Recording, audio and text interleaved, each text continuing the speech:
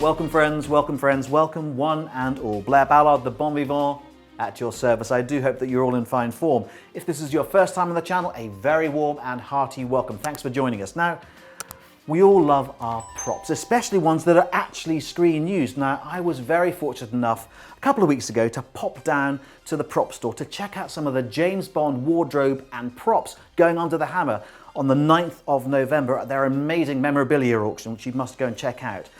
If you haven't seen the video already, there's a link up here. You must check it out because I get to see the actual screen-used suit that Sean Connery wore in You Only Live Twice. I got to handle one of the throwing knives from the From Russia With Love attaché case. I get to wear one of the Spectre rings from Thunderbolt. It's absolutely incredible.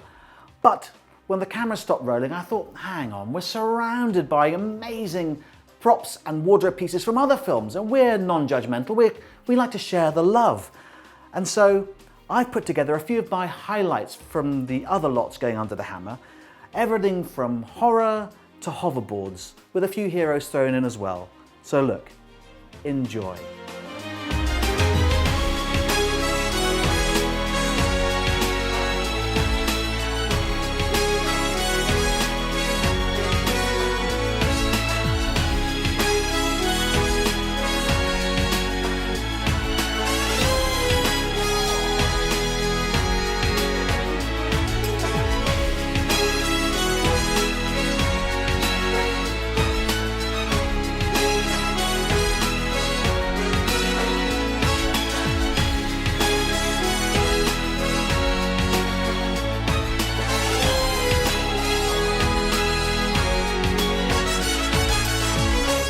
We couldn't not film some of the other lots here while we were shooting the Bond piece because just look around you. I mean, we've got Buddy from Elf, the actual hero costume that Will Ferrell wore in the film. We've got this is from Back to the Future 3. It's just, I mean, we are like kids in a candy shop. But this obviously has caught my eye and my son who's behind the camera, his eye as well. Tim, can you talk us through? Yeah, so this is a Tobey Maguire costume from Spider-Man 3. It's on a custom mannequin, so you start to get an idea of actual size of the actor. Mm-hmm. The mannequin is also wearing the muscle suit that Tobey wore under the costume. So the muscle suit there is something he actually wore on set. Could it help me if I bid? I think it'll help all of us, if I'm honest. And then you've got the costume itself, which was actually a backup costume, which in this case is a very good thing because the condition is just remarkable. I mean, it's in very good condition. All the detail of the webbing is all but intact on this, and you get a real feel for the character. Because I've seen other costumes that come up for auction, and they've been slightly dilapidated. The kind of the webbing, yes, as you say, comes just I would imagine they needed a lot of care and attention on set to keep them looking pristine. When you're dropping without a parachute, or your store's being robbed, or your house is on fire, who is it that breaks your fall, puts out the flames, and saves your children? They love me. Then let's hear it for your one and only friendly neighborhood, Spider-Man!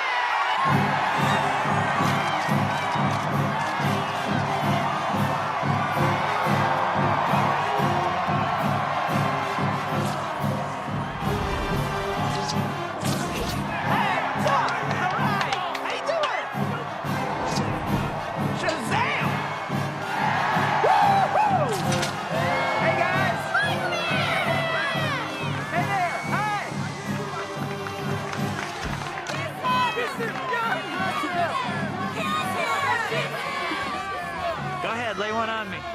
Really? Yeah, they'll love it. No, Spider-Man, no! All right.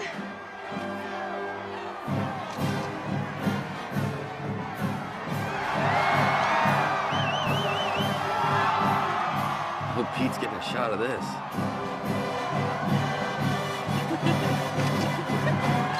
How much are we looking at? I mean, or is it, how long is a piece of web? But I mean, what's the estimate for We've estimated it at 30 to 50,000. Oh man, again, those lottery numbers really need to come through for me this week because I could probably buy all of the stuff here. I mean, it's just so cool.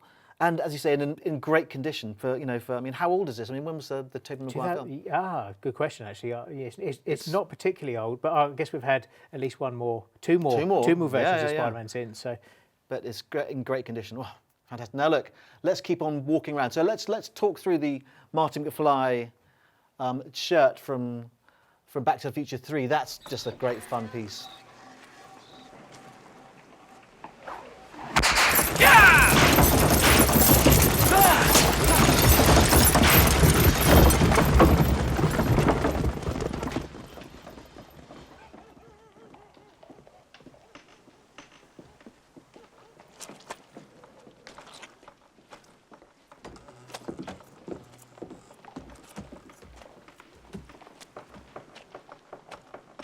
What's the story? Oh, I love it. This has got the whole Roy Rogers feel going on there. Lots of You've got tassels. the atomic symbols on the sleeves and on the shoulders there. Yeah, custom made for Michael J. Fox. The mannequin's actually a little bit big that we're displaying this on, so you can see he's actually quite a small guy. He is a wee fella. Yeah, bless him. This is from Fifth Element. Yes, you've got a Lilu costume and a Corbin Dallas costume there. Oh, so Bruce Willis. Yes, and Mila Jovovich. Yes. So, oh, wow. Always a bit. Yeah, doesn't leave much to the imagination. No, does it really? I think most sci-fi fans recognise those without being told. Absolutely. Now we've got two elf costumes here. Yep. Let me just move across this way so Gavin get a good shot. Now that's the hero costume for Will Ferrell, isn't it? That's right. So that's mark #1 hero for Will Ferrell. It originally came from New Line Studios. They did an auction when the film came out. And also part of that auction was the Bob Newhart costume you've got there next to him. Oh, yes. So, Papa Ralph, or, so another comedy legend from a different era. Never been in this room before. Well, I think it's time you start your tinker training. Santa's sleigh. You're going to help me make it fly. And you've got the naughty and nice. Naughty and nice there. You've got the... There I am, nice. There we go. Fantastic. I haven't been naughty this good year. luck with that. Oh, fantastic. This is another Bond piece. We didn't this is from Octopussy, isn't it? Yeah, so that would have been made by Derek Meddings and his team for Octopussy. There's a scene from a sort of an airfield that you get an establishing shot, which that features in. In the pre-titles. Fantastic. Okay, now zooming around here because we've got lots to see and I haven't got much time. Let's pop around here because we've got that's from National Treasure. Yes, that's the Declaration of Independence. The actual, not, I mean, the one that was actually used in the film. Yes, that's right. So, and it's a very accurate replica. If you look at the original, or one of the originals, because I know there's more than one version in reality, it's almost identical. Even the stains and the markings on it are accurate. Wow. The only thing they've kind of emphasised really are the signatures at the bottom. That they're a little bit more pronounced on this prop. Okay, sure. And next to it, you've got that's from Jurassic Park. Jurassic World. Oh, Jurassic World. Yes, okay. Yes. When we were young, we both shared this passion, John and I. What fools we were. But you've got the insect trapped in amber there, which I think is instantly recognisable. That is so cool. And then panning down, Gavin, you've got one of the golden tickets. One of the golden tickets from that was from the later version of Charlie and Chocolate Factory. So the golden ticket there is from the Johnny Depp version of Willy Wonka. Und Nougat, und Butterbutter, und Caramel, und Sprinkles. So I look and I find the golden ticket. Augustus, how did you celebrate? I eat more candy. We knew Augustus would find the golden ticket. He eats so many candy bars a day that it was not possible for him not to find one.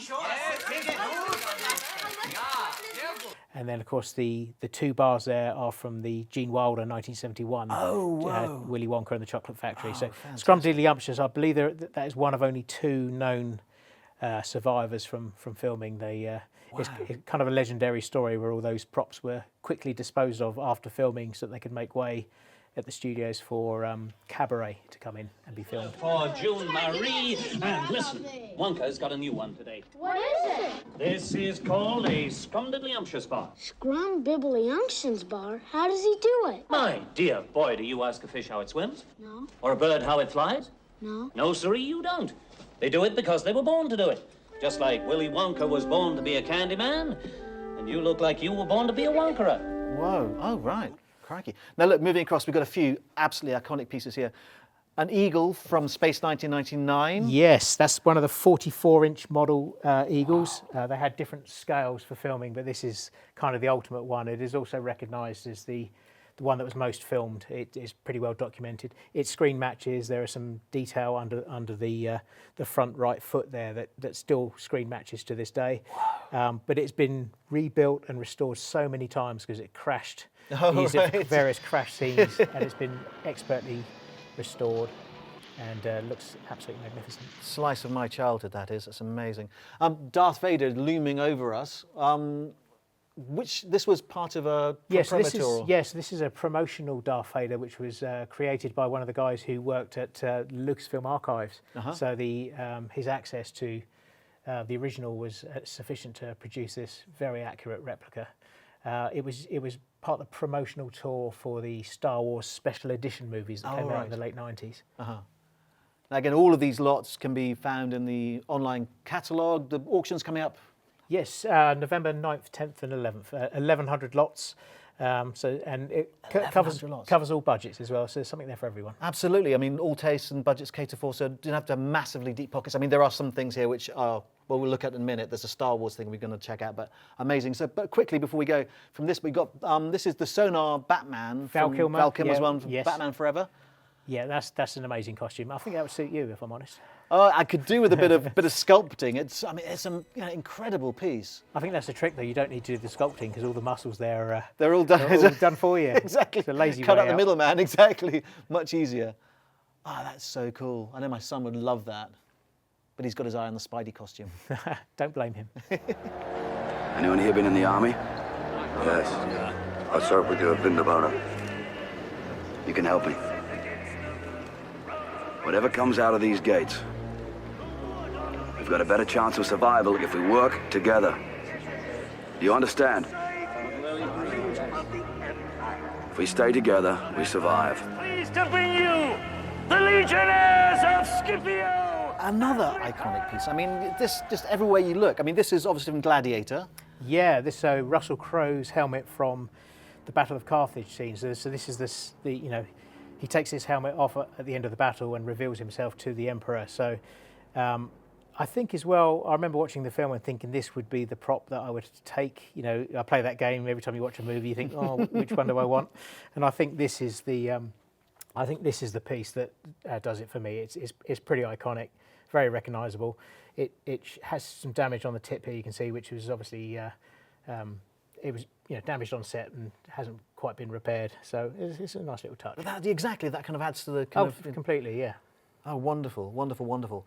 Right, now we're going to check out some amazing Star Wars lots. Let's come across here.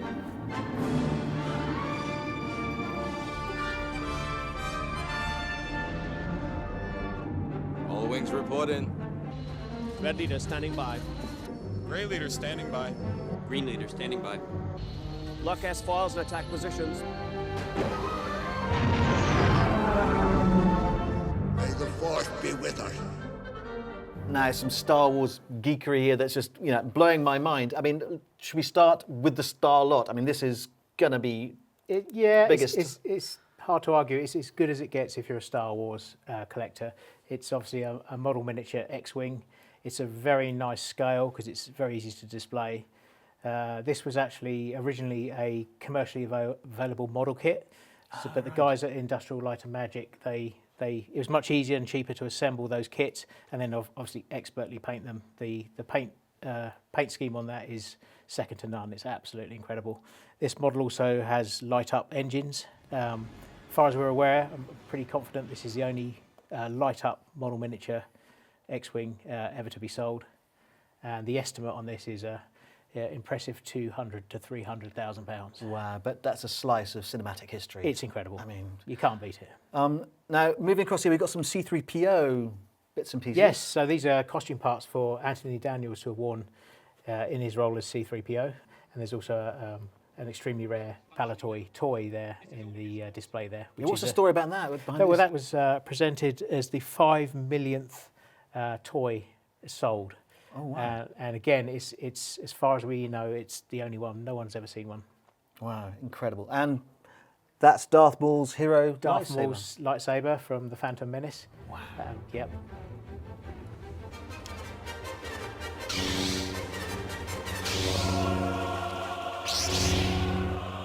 Talk about the Raiders of the Lost Ark in a moment, but that's a Stormtrooper helmet that looks in pretty amazing condition. Yeah, it's in very good condition. It's one of the nicest condition ones we've ever handled. The eye lenses are replacement, but everything else on there is original for Return of the Jedi. Oh, right. Now, how much is that looking to reach? That one's estimated at 100 to 150,000. Wow. Okay, so of the two, would you have the Stormtrooper helmet, or would you have I think actually personally I prefer the Stormtrooper helmet. I just think it's more instantly recognisable, but they are both. It's like deciding which child you like most. Let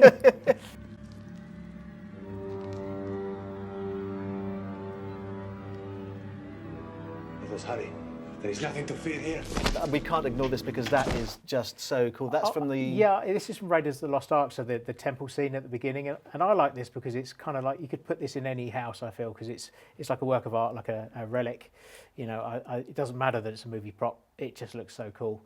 But yeah, that famous scene where he's running down towards the idol and the darts firing out the wall. It's just so iconic. I mean, that's something that Stephen Lane has called what you do. It's kind of prop art, isn't it? It is. There's definitely an aspect to that. I think most of these pieces could certainly be classified as art, but they're also moments of history, they're relics from the film, and on many levels they're also investments. Absolutely. Well, I mean, the prices that have been reached in auctions past are staggering. Yeah.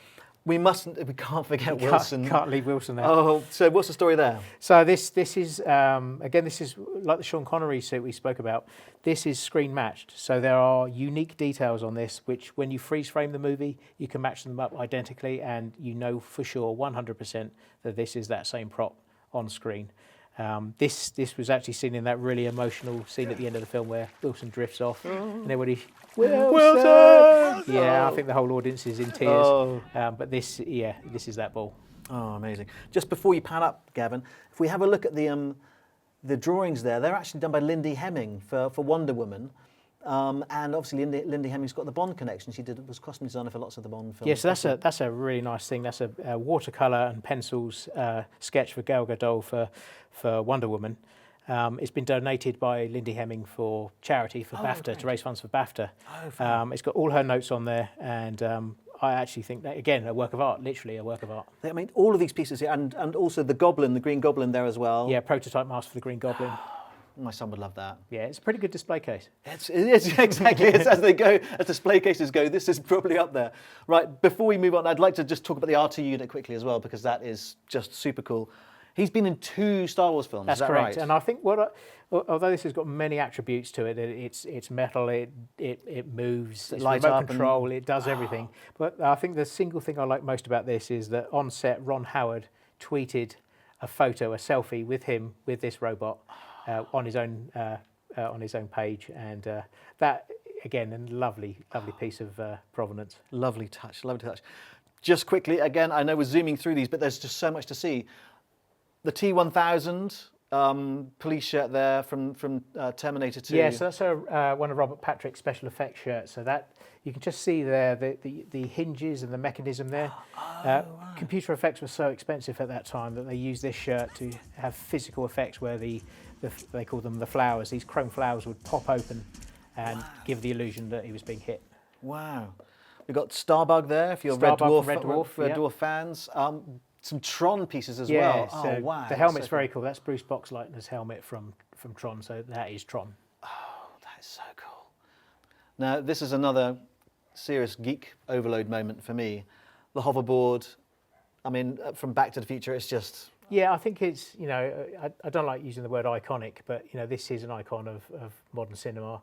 The hoverboard, I think most people would recognise. This one, it features in Part 2 and Part 3, but this one is definitely from Part 2 because it's one of the first boards created. And we know that because of this elaborate 3D lenticular pattern that's on the board there.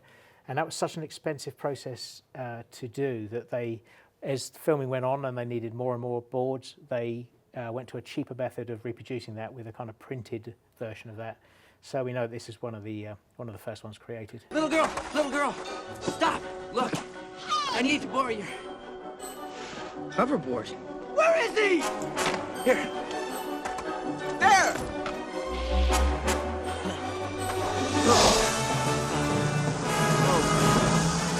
He's on a hoverboard! Board! Give it fly!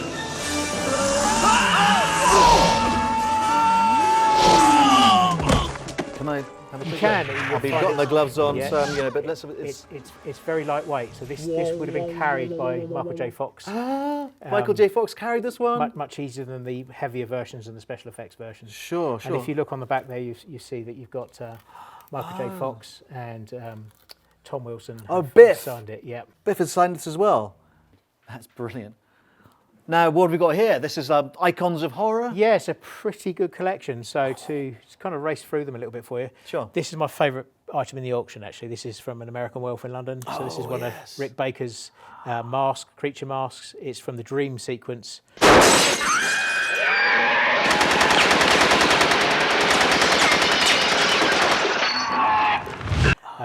Some When way he's into in the film. bed or... Yeah, exactly, that kind of double, if he thinks he's woken up. That's so freaky. Halloween, Mike Myers, or the shape he was in the first film, and then he became Mike Myers in the sequels. But you know, again, pretty famous, because based on the originally a mask of William Shatner, Bill which they Shatner, converted into the killer. Amazing. Freddy Krueger's hat from Nightmare on Elm Street. Whoa, whoa, whoa, whoa! And then to sort of complete the villains, Jason Voorhees, you know, from Friday the 13th. Yeah. And we got Freddy's glove Freddy's as well. glove there. We also have his sweater in the auction too, so you can sort of build your own Freddy Krueger. Amazing. And the knife, where's the knife from? That's Halloween as well. That's Mike Myers' knife from Halloween. Oh, wow. And Hellraiser? Yep. Yeah, don't touch it because the wall turns wall turns to but slats. that thing just chased me down the corridor. Chasing you down the corridor. Looking back as well, I mean, Jack is going to have another Geek Out moment as well, because I'm a T800. That's just amazing. 2. Wow.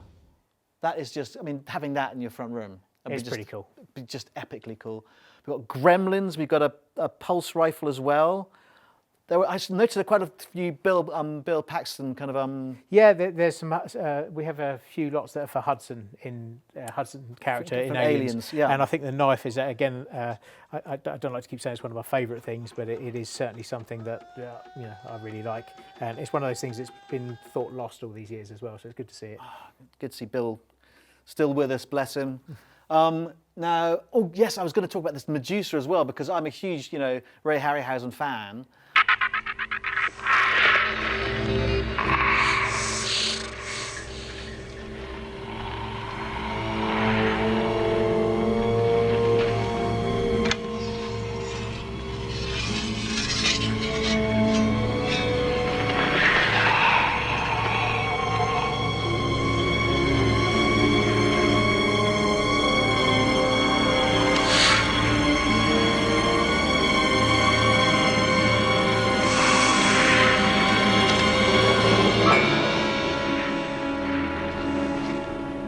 And Clash of the Titans was a blast from my childhood. But this is, huge. I mean, what's the story? Yeah, so the original puppet, the filming puppet that Ray Harryhausen created was 3D scanned.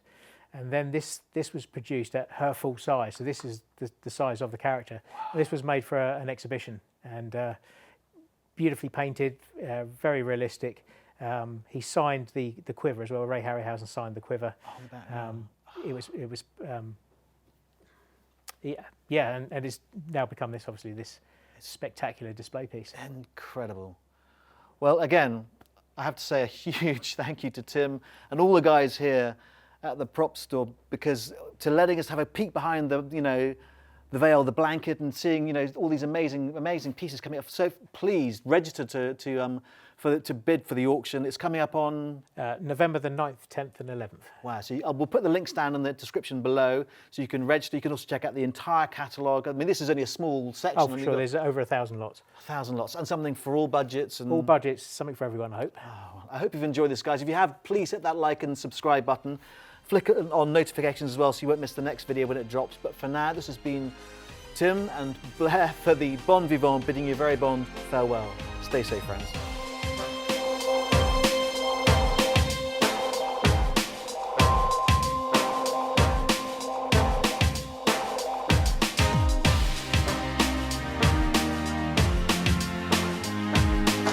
Hope you enjoyed that video. If you did, please consider hitting that subscriber button. We'd really like to hit that landmark 1,000 subscribers as soon as possible. If you haven't checked out the other videos we've done, please do check them out. I think you find them quite fun. But for now, stay safe, and we'll see you next time.